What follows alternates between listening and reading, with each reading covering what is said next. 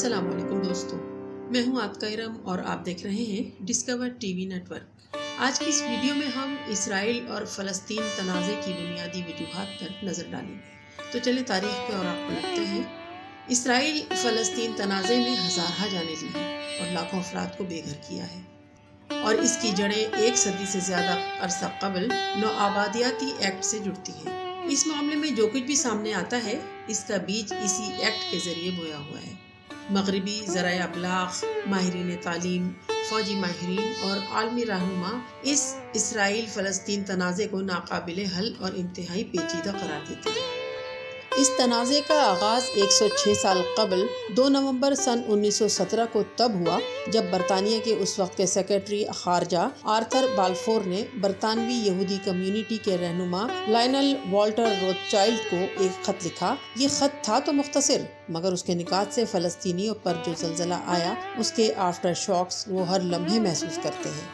اس نے دنیا بھر میں موجود یہودیوں کے لیے فلسطین میں ان کے گھر کے قیام اور اس کے حصول کے لیے برطانوی حکومت کی جانب سے تمام تر سہولیات فراہم کرنے کے عہد کا اعادہ کیا۔ اس خط کو بالفور ڈکلیریشن کہا جاتا ہے، یعنی ایک یورپی طاقت نے صہیونی تحریک سے ایک ایسے ملک کا وعدہ کیا جہاں فلسطینی عرب باشندوں کی آبادی 90% سے زیادہ تھی۔ یہ برطانوی مینڈیٹ 1923 میں تشکیل دیا گیا اور 1948 تک جاری رہا۔ اس عرصے کے دوران انگریزوں نے بڑے پیمانے پر یہودیوں کو امیگریشن کی سہولیات فراہم کی۔ بہت سارے یہودی خاندان جو یورپ سے نازیزم کے خوف سے فرار ہو رہے تھے، انہیں فلسطینیوں کی زمینوں پر لا کر بسایا جانے لگا۔ فلسطینیوں کو ملک کی اس بدلتی صورتحال کا مکمل ادراک تھا۔ انہوں نے احتجاج اور ہڑتالوں کے ذریعے اپنی اس برہمی کا اظہار کیا۔ برطانوی سامراج کے مکروہ کردار سے وہ بخوبی واقف تھے۔ انہیں اندازہ تھا کہ انہیں ان کی زمینوں سے بے دخل کر کے اسے یہودی آبادکاروں کے حوالے کیے جانے کا پلان ہے۔ اپریل 1936 میں نئی تشکیل شدہ عرب قومی کمیٹی نے فلسطینیوں سے مطالبہ کیا کہ وہ عام ہڑتال شروع کریں، ٹیکس کی ادائیگی کو روک دیں اور برطانوی استعمار اور بڑھتی یہودی امیگریشن کے خلاف بطور احتجاج یہودی مصنوعات کا بائیکاٹ کریں۔ 6 ماہ کی ہڑتال کو انگریزوں نے بے دردی سے کچل ڈالا، بڑے پیمانے پر گرفتاریاں کی اور فلسطینیوں کے گھروں کو منہدم کرنا شروع کر دیا۔ آج بھی یہی عمل اسرائیل کی طرف سے فلسطینیوں کے خلاف جاری ہے۔ بغاوت کا دوسرا مرحلہ سن 1937 کے آخر میں شروع ہوا، جس کی قیادت فلسطینی کسان مزاحمتی تحریک نے کی، جس نے برطانوی افواج اور استعمار کو نشانہ بنانا شروع کیا۔ 1939 کے آخر تک برطانیہ فلسطین میں 30,000 فوجیوں کے دستے لے آیا۔ نظر بندیوں، گرفتاریوں اور جبری ہلاکتوں کے ساتھ دیہاتوں پر بمباری کی گئی، کرفیو نافذ کیا گیا، مکانات منہدم کیے گئے۔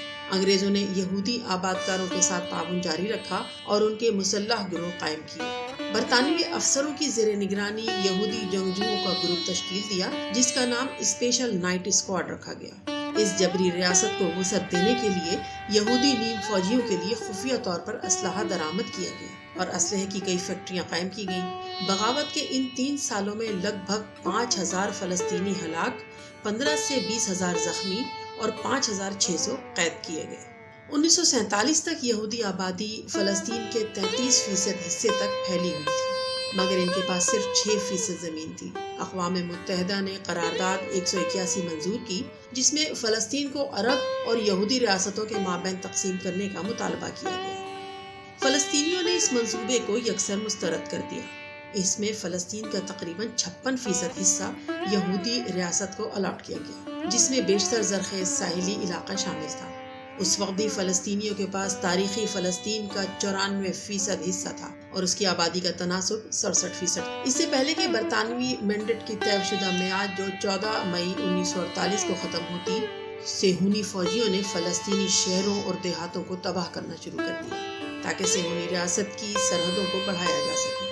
اپریل 1948 میں یروشلم کے مضافات میں واقع ڈیریاسن گاؤں میں 100 سے زیادہ فلسطینی مرد، خواتین اور بچے قتل کیے گئے۔ 1947 سے 1949 تک 500 سے زائد فلسطینی دیہات، قصبے اور شہر تباہ کیے گئے۔ ایک اندازے کے مطابق 15,000 سے زائد فلسطینیوں کا قتل عام ہوا۔ صہیونی تحریک نے 78% تاریخی فلسطین پر قبضہ کر لیا، باقی 22% کو مقبوضہ مغربی کنارے اور محاصرہ شدہ غزہ کی پٹی میں تقسیم کیا۔ ایک اندازے کے مطابق 7.5 لاکھ فلسطینی اپنے گھروں سے جبری بے دخل کیے گئے، جن کی اولادیں آج 6 ملین مہاجرین کی حیثیت سے 58 مہاجر کیمپوں بشمول فلسطین، لبنان، شام، اردن اور مصر میں قسم و کرسی کی زندگی گزار رہی ہیں۔ اندرون خانہ تیاریاں مکمل ہونے کے بعد 15 مئی 1948 کو اسرائیل نے اپنے قیام کا باضابطہ اعلان کر دیا، جس کے اگلے ہی دن پہلی عرب اسرائیل جنگ کا آغاز ہوا اور جنوری 1949 میں اسرائیل اور مصر، لبنان، اردن اور شام کے مابین جنگ بندی پر ختم ہوئی۔ دسمبر 1948 میں اقوام متحدہ کی جنرل اسمبلی نے قرارداد 194 منظور کی، جس میں فلسطینی پناہ گزینوں کے لیے واپسی کے حق کا مطالبہ کیا گیا۔ تباہی کے برسوں بعد کم از کم 1.5 لاکھ وہ فلسطینی جو اسرائیل کی نئی تشکیل شدہ ریاست ہی میں رہے اور قریب 20 سال تک سخت کنٹرولڈ فوجی قبضے میں رہے، تب جا کر انہیں اسرائیلی شہریت سے نوازا گیا۔ مصر نے غزہ کی پٹی سنبھالی اور 1950 میں اردن نے مغربی کنارے پر اپنا انتظامی کنٹرول شروع کیا۔ 1964 میں فلسطینی لبریشن آرگنائزیشن PLO تشکیل دی گئی اور 1 سال بعد فتح سیاسی جماعت قائم ہوئی۔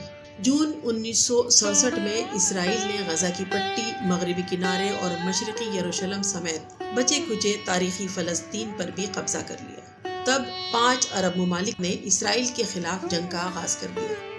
6 روزہ جنگ کے بعد، جس کا انجام بدترین شکست کی صورت میں شامی گولان کی پہاڑیاں اور مصری جزیرہ نما سینا کا مزید گوانا تھا، اس کی وجہ سے دوسری جبری نقل مکانی کا آغاز ہوا۔ دسمبر 1967 میں فلسطین کی آزادی کے لیے مارکسسٹ لیننسٹ پاپولر فرنٹ کی تشکیل ہوئی۔ اگلی دہائی کے دوران بائیں بازو کے گروپوں کے سلسلے وار حملوں اور ہوائی جہاز کے اغوا نے دنیا کی توجہ فلسطینیوں کی حالت زار کی طرف مبذول کروائی۔ مقبوضہ مغربی کنارے اور غزہ کی پٹی میں تصفیے کی کوششوں کا آغاز ہوا۔ یہودی آبادکاروں کے ساتھ ایسا دوہرا نظام تشکیل دیا گیا جس میں اسرائیلی شہری کو تمام حقوق اور مراعات حاصل تھی، جبکہ فلسطینیوں کو اسی طرح فوجی قبضے میں امتیازی سلوک کے ساتھ ہر قسم کی سیاسی یا شہری رائے کے اظہار کی آزادی سے محروم رکھا گیا۔ پہلا فلسطینی انتفاضہ دسمبر 1987 میں غزہ کی پٹی میں 4 فلسطینیوں کے ہلاک ہونے کے بعد پھوٹ پڑا، جب ایک اسرائیلی ٹرک فلسطینی کارکنوں کو لے جانے والی وین سے ٹکرا گیا۔ نوجوان فلسطینیوں نے اسرائیلی فوج کے ٹینکوں اور فوجیوں پر پتھر پھینکتے ہوئے مظاہرے کیے، جو مغربی کنارے پر تیزی سے پھیل گئے۔ اس کے نتیجے میں حماس کی تحریک کا قیام بھی ہوا، جو اخوان المسلمون کا آف شوٹ تھی۔ وہ اسرائیلی قبضے کے خلاف مسلح مزاحمت میں مصروف تھی۔ اس وقت کے اسرائیلی وزیر دفاع یزاک رابین کی دی گئی پالیسی ان کی ہڈیاں توڑ دو پر عمل کرتے ہوئے اسرائیلی فوج کے ہاتھوں بے شمار ہلاکتیں، یونیورسٹیوں کی بندش، کارکنوں کی جلا وطنی اور گھروں کی تباہی شامل تھی۔ انتفاضہ بنیادی طور پر نوجوانوں نے انجام دیا تھا۔ اسرائیلی قبضے کے خاتمے اور فلسطینی آزادی کے قیام کے لیے پرعزم فلسطینی سیاسی دھڑوں کے اتحاد نے اس تحریک کی رہنمائی کی تھی۔ 1988 میں عرب لیگ نے PLO کو فلسطینی عوام کا واحد نمائندہ تسلیم کیا۔ انتفاضہ کی مقبول تحریک میں بڑے پیمانے پر احتجاج، سول نافرمانی، منظم ہڑتالوں کی خصوصیات تھی۔ اسرائیلی حقوق انسانی کی تنظیم بیسلم کے مطابق انتفاضہ کے دوران اسرائیلی افواج کے ذریعے 1070 فلسطینی ہلاک، 1,75,000 سے زیادہ فلسطینیوں کو گرفتار کیا گیا۔ انتفاضہ نے عالمی برادری کو بھی تنازع کا حل تلاش کرنے کے لیے جھنجھوڑا۔ انتفاضہ کا خاتمہ اوسلو معاہدے کے ذریعے فلسطینی اتھارٹی کے قیام کے ساتھ ختم ہوا، جس کے مطابق ایک عبوری حکومت جسے مقبوضہ مغربی کنارے اور غزہ کی پٹی میں محدود حق حکمرانی دی گئی۔ PLO نے اسرائیل کو 2 ریاستی حل کی بنیاد پر دستخط شدہ معاہدوں کے ذریعے تسلیم کر لیا اور مغربی کنارے کا 60% کنٹرول دے دیا۔ فلسطینی اتھارٹی کا مقصد ایک پہلی منتخب فلسطینی حکومت کے ذریعے مغربی کنارے اور غزہ کی پٹی میں آزاد فلسطینی ریاست کے قیام کے لیے راستہ بنانا تھا، جس کا دارالحکومت مشرقی یروشلم کو بننا تھا، مگر اس پر کبھی عمل نہ ہو سکا۔ حماس نے شروع ہی سے اسے اسرائیلی قبضے ہی کی ایک صورت کے طور پر دیکھا اور فلسطینی اتھارٹی کے اس عمل کو مسترد کر دیا، کیونکہ وہ جانتے تھے کہ اسرائیل اپنے قریبی معاون ان کرپٹ ٹھیکیداروں کے ذریعے اسرائیل کے اختلاف رائے رکھنے والوں کی سیاسی سرگرمیوں پر قابو پانے کی کوشش کرے گا۔ 1995 میں اسرائیل نے غزہ کی پٹی کے آس پاس ایک الیکٹرانک باڑ اور کنکریٹ کی دیوار تعمیر کر دی۔ جس کے بعد الگ الگ فلسطینی علاقوں کے مابین تعلقات ختم ہو گئے۔ دوسرا انتفاضہ 28 ستمبر سن 2000 میں اس وقت شروع ہوا جب لیکوڈ کے حزب اختلاف کے رہنما ایریل شیرون نے یروشلم کے پرانے شہر اور مسجد اقصی کا اشتعال انگیز دورہ کیا۔ اس دوران آس پاس کے علاقوں میں ہزاروں سیکیورٹی اہلکار تعینات کیے گئے۔ یہاں فلسطینی مظاہرین اور اسرائیلی افواج کے مابین جھڑپوں میں 5 فلسطینی ہلاک اور 200 سے زائد زخمی ہوئے۔ اس واقعے نے ایک وسیع پیمانے پر مسلح بغاوت کو جنم دیا۔ انتفاضہ کے دوران اسرائیل نے فلسطینی معیشت اور عمارتوں کو شدید نقصان پہنچایا۔ اسرائیل نے فلسطینی اتھارٹی کے زیر اقتدار علاقوں پر دوبارہ قبضہ کر لیا اور مستقل علیحدگی کے لیے دیوار کی تعمیر کا آغاز کیا۔ اس کی تعمیر کے ساتھ ساتھ آس پاس کے سینکڑوں فلسطینی رہائشی کالونیوں کو تباہ کر کے ہزاروں یہودی آبادکاروں کو فلسطینیوں سے جبراً ہتھیائی گئی سرزمین پر آباد کیا گیا، جبکہ بین الاقوامی قانون کے تحت یہ آبادیاں غیر قانونی ہیں۔ فلسطینیوں کے لیے یہ جگہ مسلسل سکڑ رہی ہے۔ غیر قانونی آبادکار مقبوضہ مغربی کنارے کو ٹکڑے ٹکڑے کر رہے ہیں۔ فلسطینی شہروں اور قصبوں کو محصور کر دیا گیا ہے۔ اوسلو معاہدے پر دستخط کے وقت مشرقی یروشلم اور مغربی کنارے میں صرف 1,10,000 یہودی آبادکار مقیم تھے، مگر آج یہ تعداد 7 لاکھ سے زیادہ ہے، جو کہ فلسطینیوں سے زبردستی ہتھیائی گئی 1 لاکھ ہیکٹر زمین پر قابض ہے۔ 2004 میں PLO کے لبرل رہنما یاسر عرفات کا انتقال ہوا۔ 2005 میں دوسرا انتفاضہ ختم ہوا تو غزہ کی پٹی سے اسرائیلی بستیوں کا خاتمہ کر دیا گیا۔ 2006 میں فلسطینیوں نے پہلی بار عام انتخابات میں ووٹ دیا۔ حماس نے اس الیکشن میں واضح اکثریت حاصل کی جو کہ فتح کو ہضم نہ ہوئی۔ یوں جنوری 2006 میں فتح اور حماس کے درمیان خانہ جنگی شروع ہو گئی اور مئی 2007 تک جاری رہی، جس کے نتیجے میں 600 فلسطینیوں کی شہادت ہوئی۔ بالآخر حماس نے فتح کو غزہ کی پٹی سے بے دخل کر دیا اور فتح کو مغربی کنارے کے کچھ حصوں تک محدود کر دیا۔ جون 2007 میں اسرائیل نے غزہ کی پٹی پر زمینی، ہوائی اور بحری ناکہ بندی نافذ کر دی اور حماس پر دہشت گردی کا الزام لگایا۔ اسرائیل نے غزہ پر 5 طویل فوجی حملے کیے، 2008، 2012، 2014، 2021 اور اب حالیہ اکتوبر 2023 میں، جس میں اب تک بہت سے بچوں سمیت ہزاروں فلسطینی شہید ہو چکے ہیں، ہزاروں گھر، اسکول اور دفاتر تباہ ہو چکے ہیں، یہاں تک کہ اقوام متحدہ کے دفاتر اور درجن بھر ملازمین کو بھی نہ بخشا گیا۔ 2008 کے حملے میں اسرائیل نے بین الاقوامی سطح پر ممنوع اسلحہ فاسفورس گیس بم کا استعمال کیا۔